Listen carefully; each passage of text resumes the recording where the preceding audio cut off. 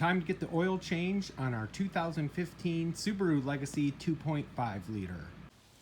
So here's everything you need to do the oil change on your 2015 Subaru Legacy. A creeper is a really nice thing to have. You got to get yourself a nice floor jack with a couple of jack stands. Get your oil filter, 6607, a 17 millimeter wrench, socket and ratchet of course will work as well. You got to have 5.5 quarts of 0W20 full synthetic motor oil. Mobil 1 is what we'll be using today.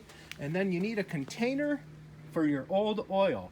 Now a lot of times you can buy the oil in a 5-quart container, and then you can just reuse that container for your old oil. And not to be forgotten, a drain pan and a little funnel. And a rag. We have everything staged and ready to go. We are ready to jack the car up.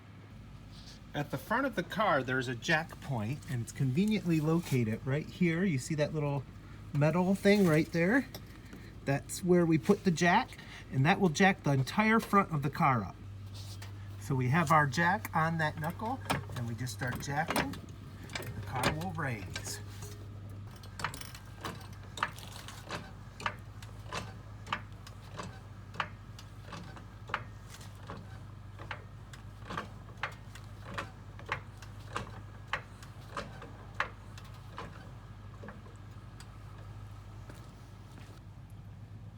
Anytime you jack a car up, before you go under it, you should put it on jack stands.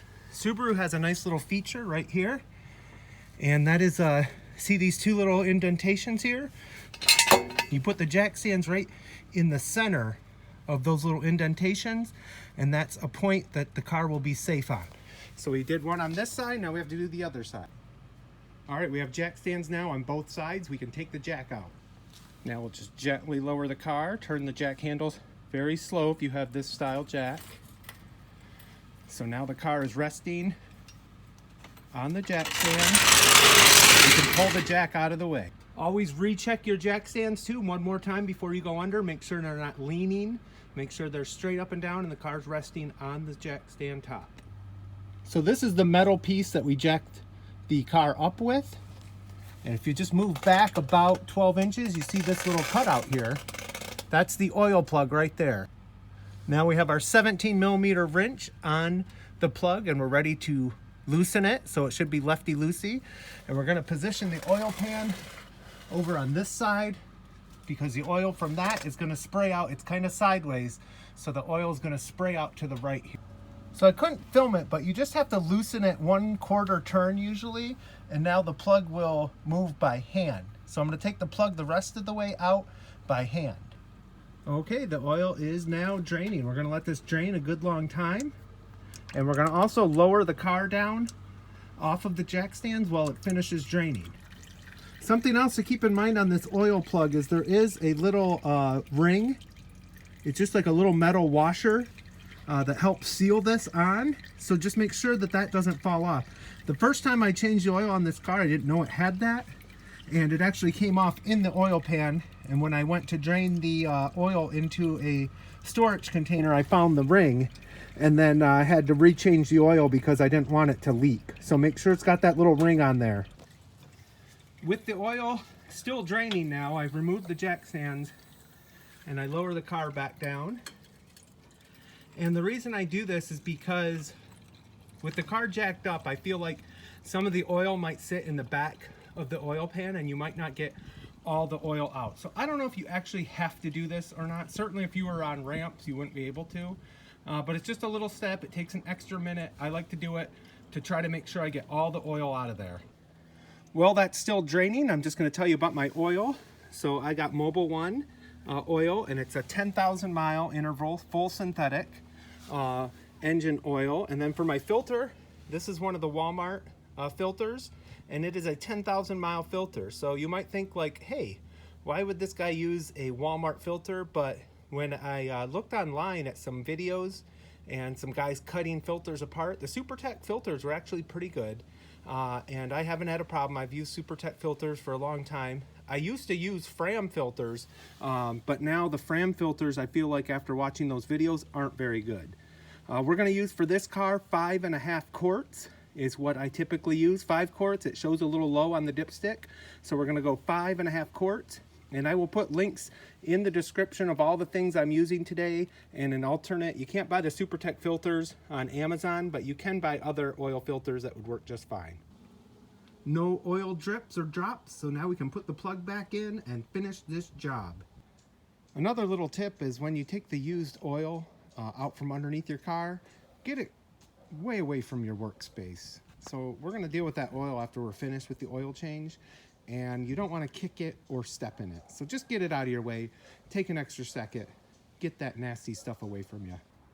So now we're back on the top side of the engine, and you see the oil filter right here, and right next to it is the oil fill. So now that we have the drain plug snugged up underneath, the car is back down off of the jack stands. We're ready for the top side.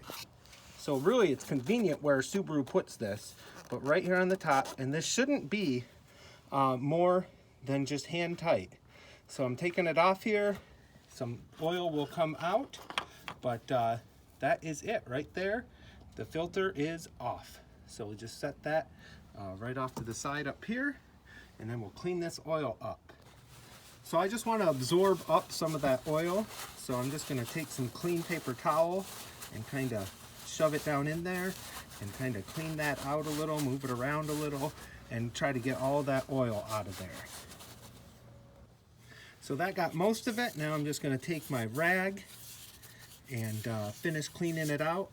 I like to make sure it's nice and clean, and I don't want any of that old oil. I mean, if there's going to be a little, but I'm going to try to get all that old oil out of there.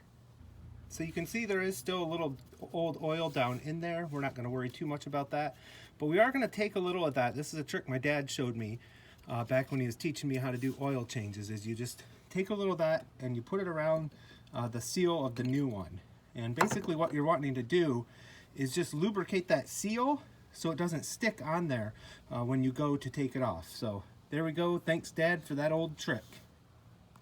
That always feels good when we get the new filter on, so just hand snug it nice and tight, and now we're ready to get our funnel and take the new oil and get the new oil in this bad boy.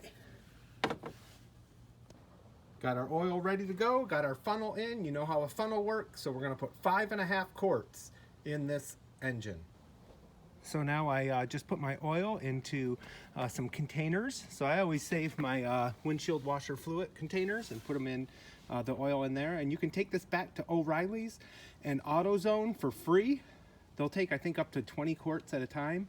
But just go ahead and take it right now. Get it in your car. Take it like the next time you go out and just get rid of it. That way the oil's not kicking around in your garage. And again, unless you're saving it for an oil burner or something, get rid of that oil. Why let it stack up in your garage? And they do recycle it. And if you put it in containers you don't want back, a lot of times they'll just take the containers and on. They don't even make you wait. So now's the most satisfying part. We're going to start her up, let it run for a couple of minutes. We're going to check for any leaks underneath the car and up top, and then shut her down, check the oil. But this is my favorite part. The car always sounds so nice.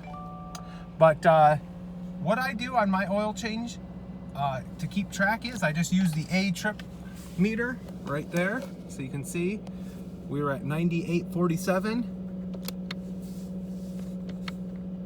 Now we just reset that. Oh, we're down to 0 miles, 10,000 more miles. Woohoo! So with it running, you want to get out and just look, make sure there's no oil leaking around the filter, and then get up under the car. I mean, you don't have to get under there, but just look under and make sure there's no oil drips happening, nothing pouring out. Got to make sure you put that plug back in the right way. So now we've let her run. We've got no leaks. And then if you go over here to the other side of the front of the engine, this is the dipstick. I don't know if you can see there, but there's a little dot where the oil needs to be. We're right on the money. So now we're good to go. And that's what the handle of the dipstick looks like. It even says right on it for you, engine oil. So a good time to check all your other fluids while you got the hood open. But besides that, there we go, good to go. She's a little dirty, but the oil's all changed, and that's how you do a full synthetic oil change with Mobil 1 oil for about 40 bucks. You can use other oil. I'm fine with that. I use Kirkland. I've used Supertech. You know, the generic synthetic oils are still pretty good. I bought Mobil 1 this time. I'm not a Mobil 1 guy, but it was on a rebate at Costco, so that's why I went with the Mobil 1 oil. So thank you for watching. Let me know if you have any questions.